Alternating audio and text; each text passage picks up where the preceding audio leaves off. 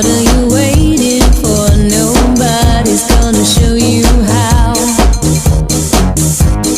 Why wait for someone else to do what you can do right now?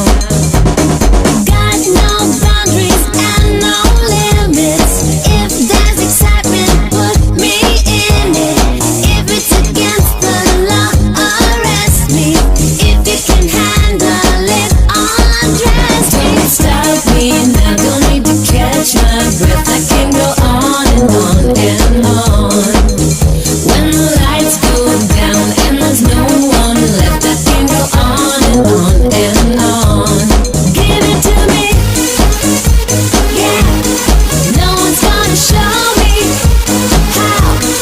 Give it to me, yeah. No one's gonna stop me now. They say that a good thing never lasts and that it has to fall. Those are the people that did not amount to much at all. Give me the baseline and I'll shake it.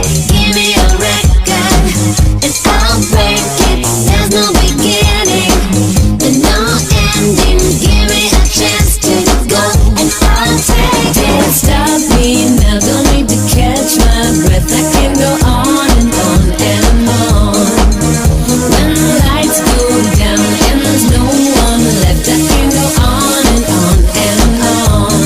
Give it to me. Well, alright folks, Adventure for Relics back here with you again, and we're gonna do another vintage Relic Roundup here. These are all, for the most part, items that have stayed in the family over the years. So we'll do a little assortment here. It's a mixed bag again, really. I'm just sort of grabbing. I was trying to keep it themed, but hasn't quite worked out that way. So anyway, let's get on before this video gets too long. So starting off, folks, we've got us some old cardboard inserts for the old milk bottles. Got one St. Matthew, St. Laurent Dairy, Ville de Saint Laurent in Quebec, Cream and Cheese, Princeton Dairy down in southeastern Ontario. Got one from Rosemont, Holt, Montreal. What do we got here? Oh, St. Laurent Dairy again. And here we've got a different one, Dairy Aid Pink Lemonade. I haven't got a name on that one, I'm afraid. Chocolate drink, not less than 2%. And Guernsey Gold. This is from Preston, Ontario. Another southeastern town. And also another one, Dunville Dairy. Then we've just got a little play token, school money here. That's not very old. But these are quite interesting. These are for a pound of butter. Now, these would have either come from my family in the 30s or the 40s when rationing was going on. So yeah, probably Second World War. And then moving up here, of course, we've got some old canceled American stamps. And then we've got a few stamps still in the little booklets from the 60s. And I'm pretty sure this McDonald's stamps are from the 70s. So anyway, that's those, folks. So bear with me. I'll just sort of pile these off to the side, clean them up after so we can keep rolling on here. Now, next up, a little advertising here. First, we have a plastic letter opener. Get it in the light here. See the old business suit there? From none other than the Fuller Brush Company. Well, that would have been a little handout from the salesman.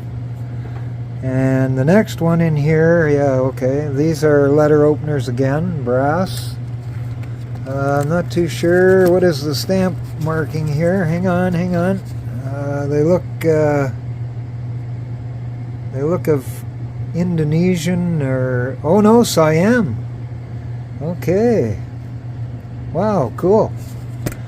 Now I'm saying these are a set of letter openers, but I could be wrong. They might have served a different purpose. They are brass.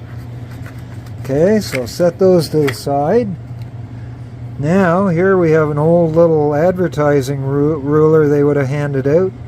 Serve by saying, help win the war, buy war saving certificates. So this was for the Second World War once again. Ours is the golden rule, make it yours to see. Giles, Rice, and Peters Limited. And this is quite cool too. This is from Toronto, but look at, you've got Chevrolet Oldsmobile, and then on the other side, Home Electrical Appliances, Danforth at Maine. So it's quite possible they were a car dealership plus home appliances. Well, that's pretty cool. This little gadget is sort of cool. You would have stuck your pen or pencil point in here, but it is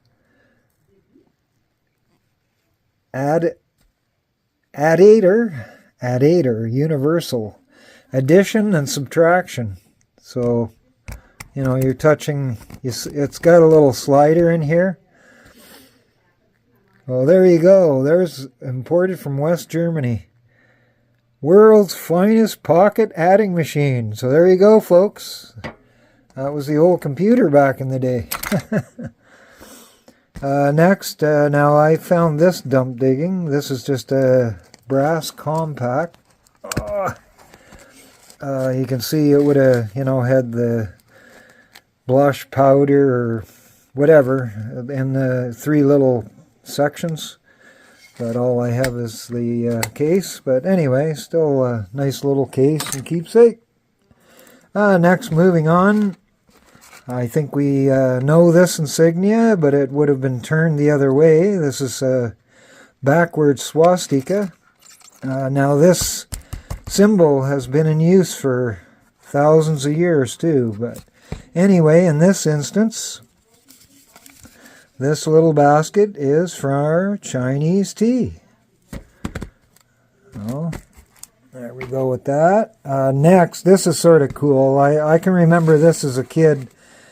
My grandmother's house, she had sewing stuff in it or whatever, but back in the day, Schwartz peanut butter, the old tin. So this was being phased out just when I was a small kid, you know, and other types of packaging were appearing, like glass jars and whatever. So. And this, of course, doubles as a little pail for the kids to use down at the beach. Schwartz & Sons Limited, Halifax and Montreal. There you go with that, folks. I think this is a really cool keepsake. Just love that. And, you know, they did this with jelly jars and other things too, packaging so that you could give it another use. Here we've got an old tin, Riley's Rum and Butter Toffee. And I believe, yeah, Halifax, England. So there you go, Riley Brothers. Another old tin. And here is an old candy tin from England, I believe. Yeah, County of Durham, Chester Lee Street, makers of good, the phone keeps, makers of good sweets, made in England, George W. Horner. But what's cool or significant, I know the picture's worse for wear, but this is a real early shot of Niagara Falls in Canada on the Canadian side. No, actually, it's showing the American side too. Yeah, it is too, because the Canadian side is on the right. But anyway, yeah, that's an old photo there of, or picture of Niagara Falls back in the day. So we have that tin. Next I'm going to pull up. This is just an old ashtray that has stayed around in the family. Actually, it spent a lot of years just laying in an attic, but still just perfect and pristine. It is porcelain, so nice survivor there. And then, for others in the family, these are not very old, but still kind of cool. Just two metal whiskey flasks. One has leather binding on it with the bear in Canada, and then the other one, Canadian Club Reserve. These do not have great age. Hang on a minute. Made in, excuse me. No, stainless steel. Oh, made in China. So no. That is not very old at all. And then next, two little interesting products here. This is written in Danish, and what they are is old to prevent candles from dripping.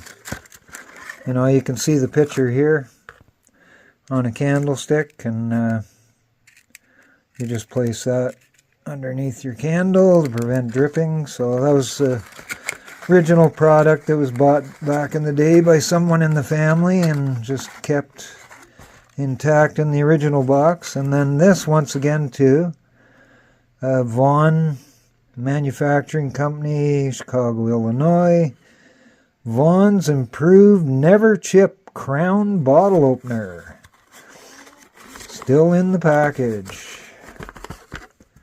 Yeah, there we go. Nice embossing on it, actually. Vaughan's Improved Never Chip. That's cool. Another little product that has been kept aside in the family in its packaging and never used.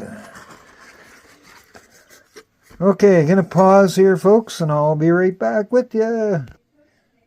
Alright, folks, back with you here again, and we're gonna round it out just with a small collection of inks and ink accessories. As you can see, we still have an original Carter ink, permanent blue. Has been in the family. Another little ink bottle there. Paper label fell off. Here is some newer. Now, I used these when I was a kid. They're newer type fountain pens, and there's a whole little thing of tips for the pens. Whoop, excuse me.